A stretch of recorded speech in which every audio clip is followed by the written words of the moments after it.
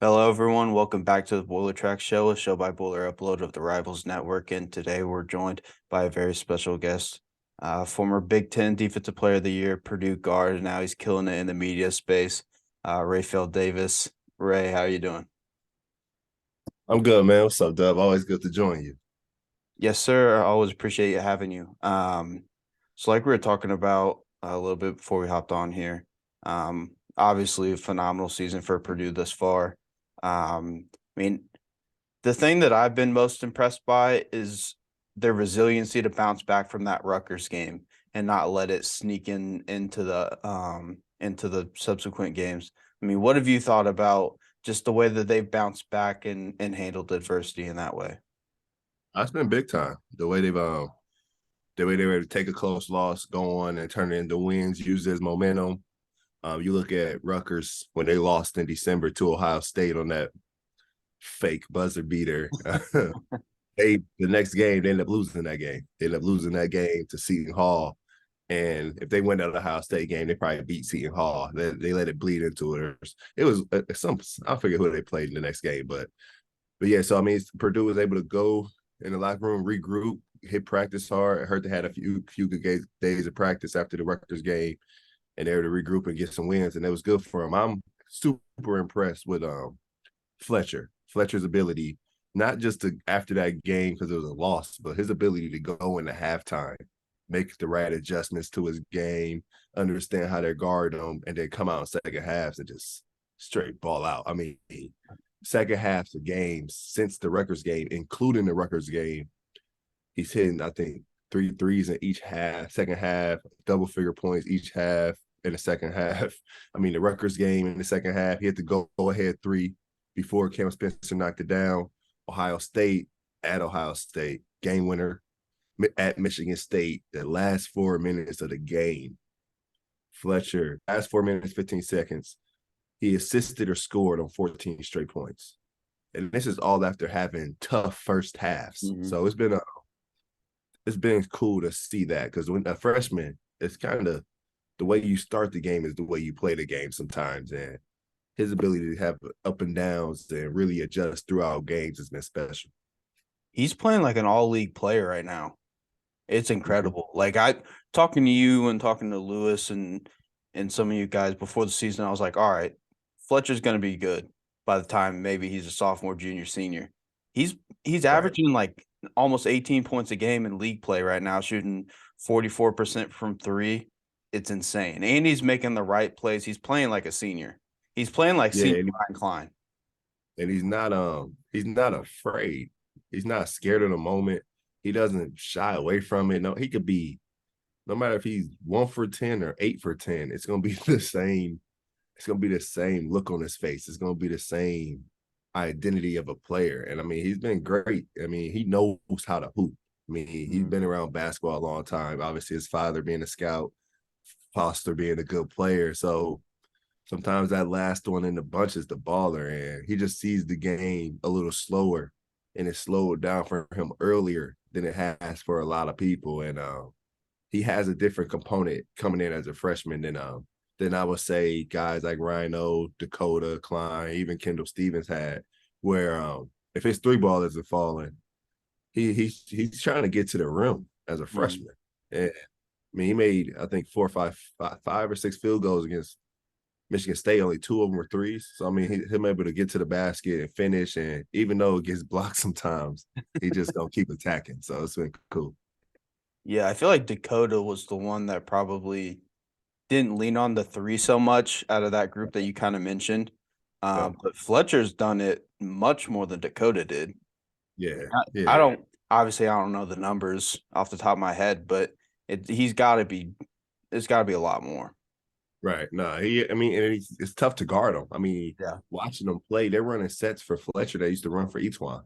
Mhm. So, I mean, he's not only the shooter, he's the legit bucket getter. So they run things to get him the ball in the lane. I mean, the he had at the end of that Michigan State game. I mean, he was 35 feet out at the logo and made a Mhm. post pass right on the money, right where it's supposed to be executed to play and won the game. So I mean, he didn't try to play hero ball. He didn't try to deviate from the plan and say it wasn't there. So I mean, he gets it, and he's a winner, and he's from Fort Wayne, so it just makes it a lot better. Now, have you ever seen anybody come in as a freshman and not be afraid, like you kind of mentioned? Because off the top of my head, I think of someone like Biggie. Like Biggie, I don't think was scared. Well, yeah, you had Biggie wasn't scared as a freshman at all. Carson wasn't scared as a freshman. AJ wasn't as dominant. I don't know if he wasn't scared. I just don't know Oh, if I he know that. cared. Yeah, he wasn't scared. AJ wasn't scared at all. I mean, you can go back and look, but the way Vince started his freshman season, it was crazy. I thought Vince was one and done after those first couple of games. Even when we went out to Maui, I mean, Vince was just going at getting after guys as a freshman. So Paint just gives you, if you can do it, you can do it. And Paint is a coach that you can go hoop, go hoop. He's not going to try to reel it in. I mean, if you can't do certain things, he'll keep you away from it. But Fletcher's a guy that can do it all on the offensive end. He can shoot it, he can pass it, he can dribble it, he can score it at the rim. So, I mean, he just has the freedom, man. That light right now is fluorescent. It's a fluorescent green light. It's not, I don't know if there is a bad shot for Fletcher Loyer at this time. So, whether it's him, whether if it's Braden, Braden's one of them games. Braden was huge at Ohio State. I mean, me and Mike DeCourcier, bracketologist from Big Ten Network and Fox, we on set going back and forth on freshman of the year, and he's choosing Braden and I'm choosing Fletcher. You know what I mean? So Purdue is just in a really good spot this year, and then an even better spot for the future. It's crazy to see what could happen. Yeah, and for all the hype and I mean, it's deserved for Zach Edey. I think Fletcher's the guy that makes this team go. When he's on, this team's damn near unbeatable, I should say. You know who I think is one of the X factors for this team? Caleb Furst.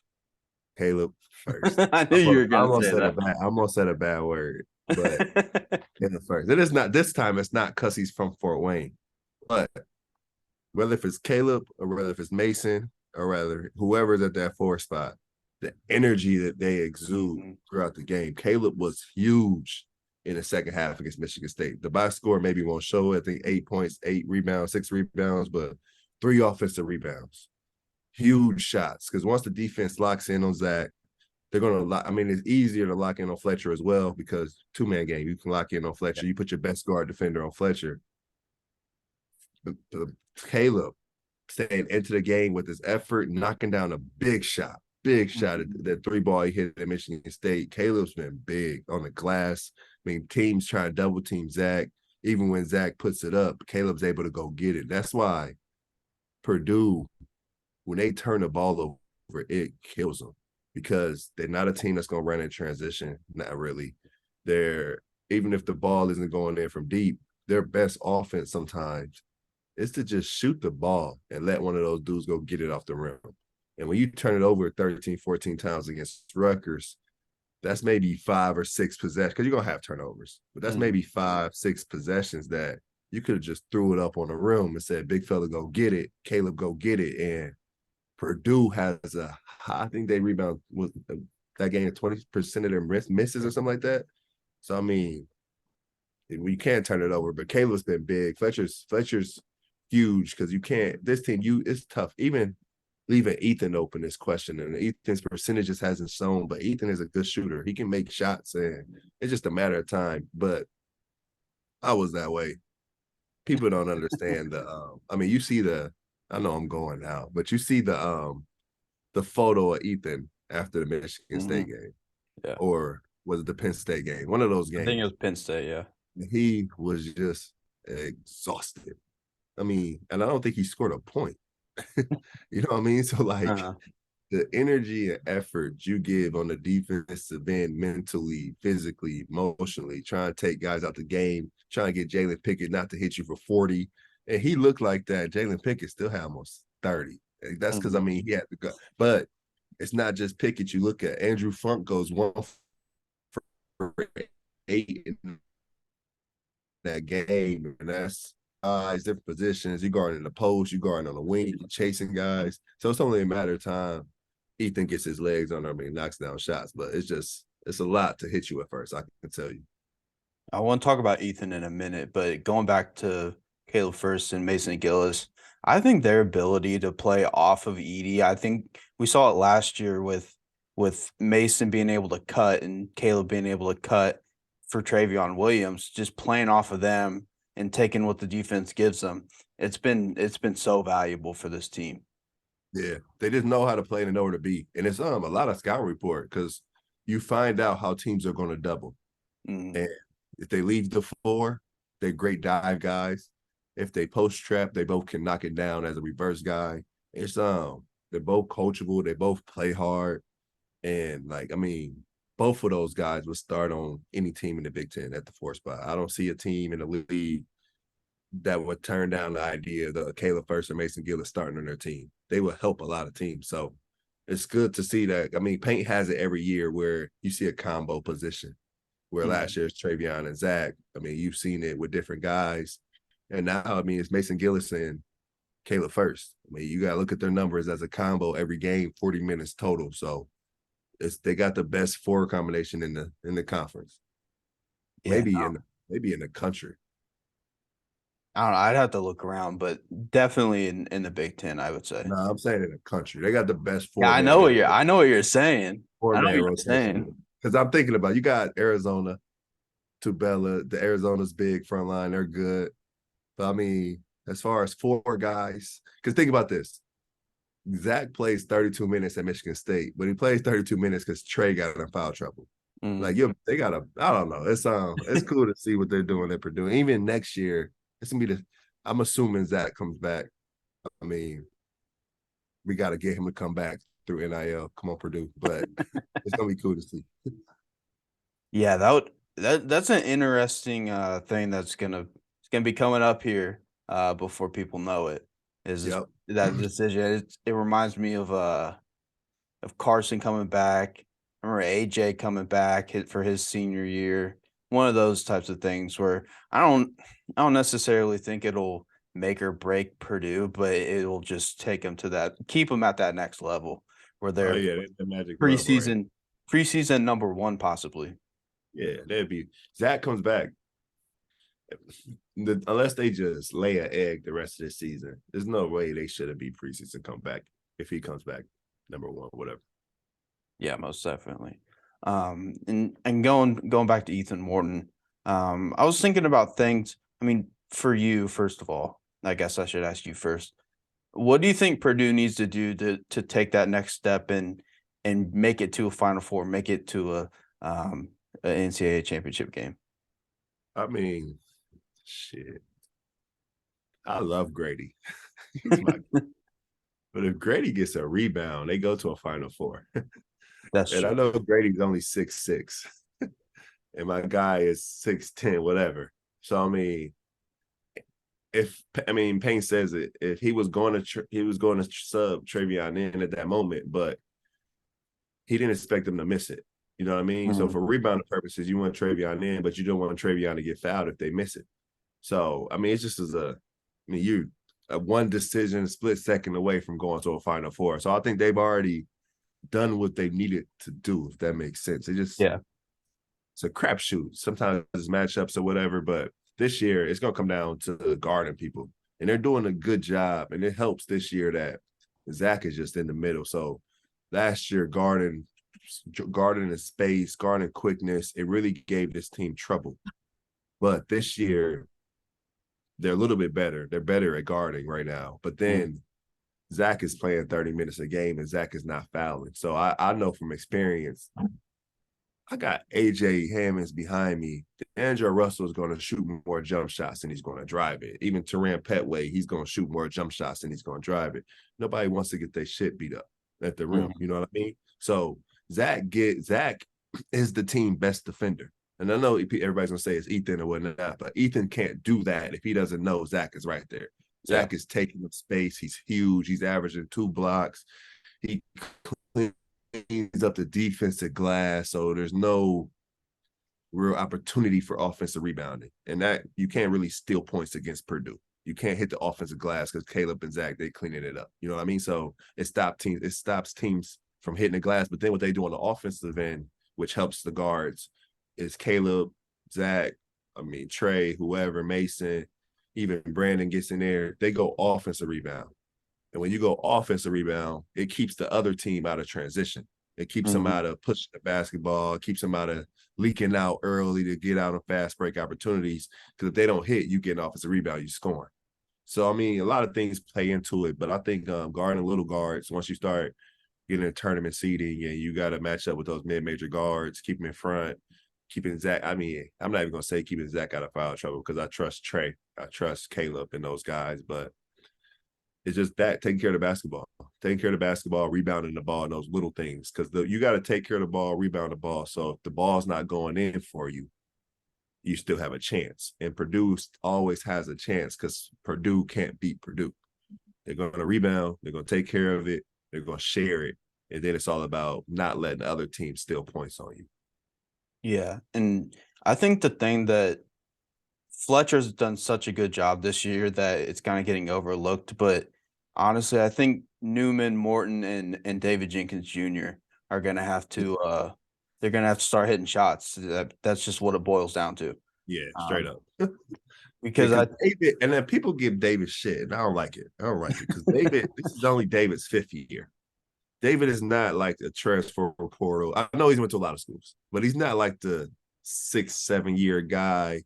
And so when you talk about David and you realize David made 300 threes, not in like a 6-year college career. He's not like a Jordan Bohan. He didn't play yeah 6 years.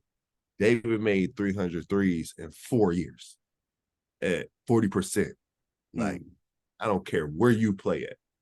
You can shoot the ball. I just think he's getting used to not having it in his hands all game long. It's a tough adjustment. He's a guy that dribble, pull up. He's not necessarily the catch and shoot guy, but I think as he gets used to it, as they keep working with him, I mean, I think he's going to turn into that. Because, I mean, if you see at Ohio State, he got it going. And you get him off the bench to make 2-3 threes. You get Newman to hit a couple. I mean, this team starts spraying in 8-9 threes a game, 10 threes a game. Come on, man. Yeah, it's gonna be tough, man. It's gonna be tough. yeah. I mean, just for some context, Newman, Morton, and David, they're combining to average 10 points a game in league play right now. That's tough. I feel Yeah, like I feel like if you can just get like up to like 18 maybe, each guy scoring 6 a game. I mean, yeah, you're not asking Brandon Newman to go out and score 12 a game on his own. facts. No, I understand. Yeah, they just got, and they got to be consistent. Mhm. And this is a big thing too. This is a big part. It's not each of them doing it every game. It's they all can't be bad in the same game. Yeah. They like all your role guys can't all be bad on the same night. It's like having every coach be bad on every assistant be bad on the same night. Every assistant having a bad scout on the same game. You know what I mean? Like Yeah. two of those guys gotta play well. Like Trey gotta play well off the bench. Newman gotta play well off the bench. Like it's gotta be a combo. Everybody can't. I want to say suck, but that's just because I say it. It's I don't mean they suck, but you know what I mean. So Yeah. everybody has to just be consistent in their effort and do what they're supposed to do. When they come up, when Trey gets it in the post, score the ball. Brandon catch it, you open, shoot it. You know what I mean? Like just be simple, and I think it'll work out. I think this team right now, I think the top tier of the league is Purdue, Iowa, Rutgers. I mean, you lost to Rutgers. Iowa's offense is going to show where Purdue's defense is, especially at the wing positions because they are playing well. Payne Sanford is balling. Chris Murray is Chris Murray. I mean, people gave me shit for saying he could be player of the year.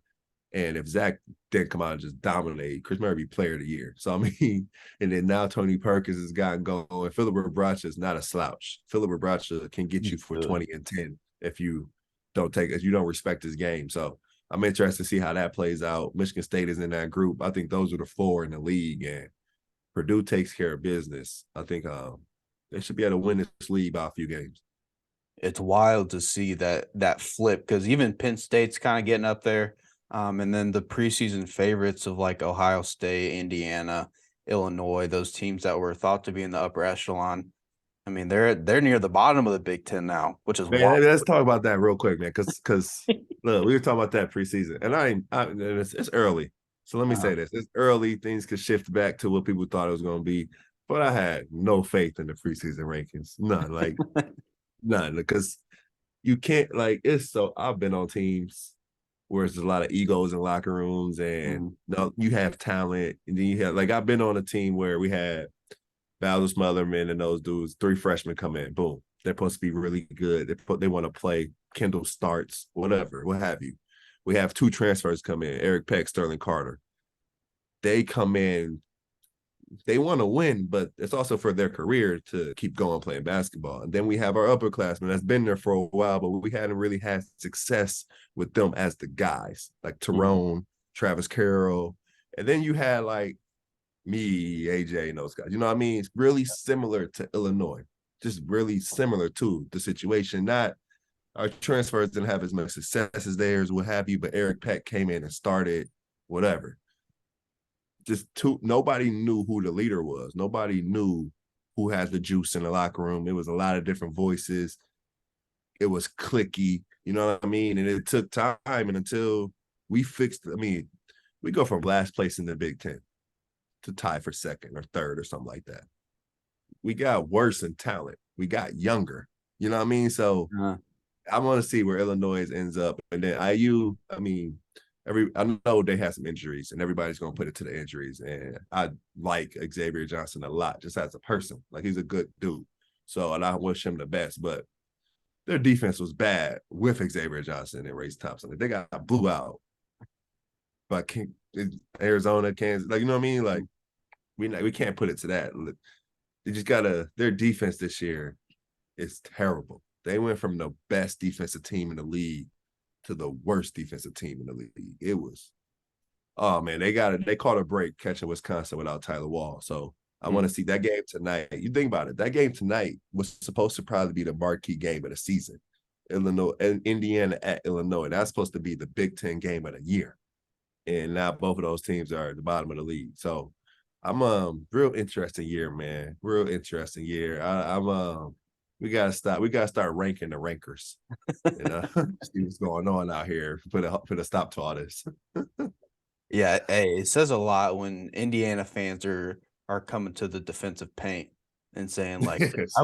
we want him in Bloomington. Man, it's crazy to see what's transitioning into college basketball, what's happening, and I just want to see where it all goes with the transfer portal, with the NIL stuff. I'm just still trying to find the value of a company giving a kid $50,000 to put up a tweet or something, and like, how does that, like, the next 10, you doing that for the next 10 years? I just want to, like, I don't know how that affects your bottom line. Like, I want to see I think once some of these businesses and people start seeing a less return on their money, and their school's not winning, and they get tired of the coach, and the next 5-10 years, I think it'd be real interesting.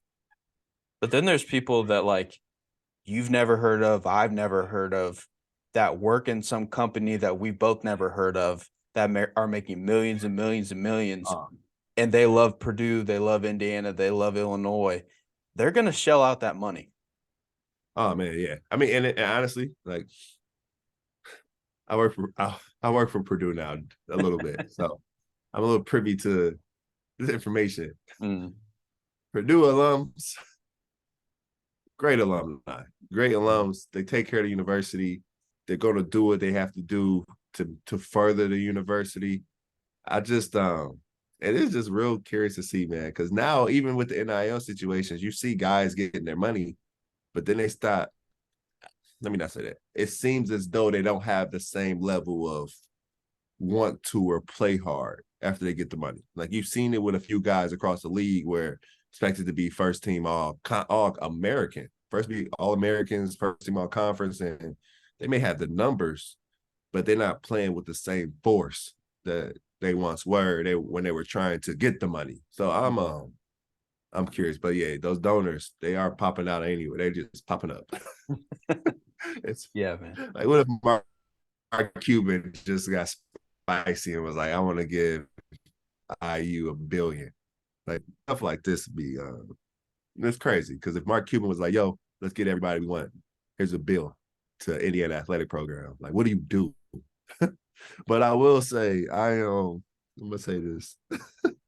The schools that were participating in NIL prior to NIL, Mhm. I see it all starting to level out now. So I mean, I think people can pay attention to stuff like that too. I mean, it's just everything is getting back even. I like that side of things, but I also don't like, and now I'm going off on a tangent, but like school like Penn State, they don't have the luxuries of the NIL situations that even the Purdue has. I'm not saying Caleb Furst is walking around a millionaire. I'm just saying Mhm. Purdue has a good, solid structure. They've done it right, even though they started late. They've done it right. So Penn State or Minnesota, it's tough for them. So I just really am curious to see how the league plays out as well, because you're not getting guys just for the love of the game anymore. Like some of these kids got to feed their family at 18, and if I can get 100,000 over here and you can give me a pizza deal, I love you, coach, but know what I mean? So A I lot, think it's yeah. the game is shifting, and it's a good shift and it's a bad shift. Yeah, no doubt. I'll leave it at there. I gotta let you go. Go do your Oh thing man, I went off. on the I took Big all your Ten time, Network. man. No, you're good. On the Big Ten Network, you're gonna do your thing. As always, appreciate you coming on. All the best to you, my man. No, I appreciate you, Doug.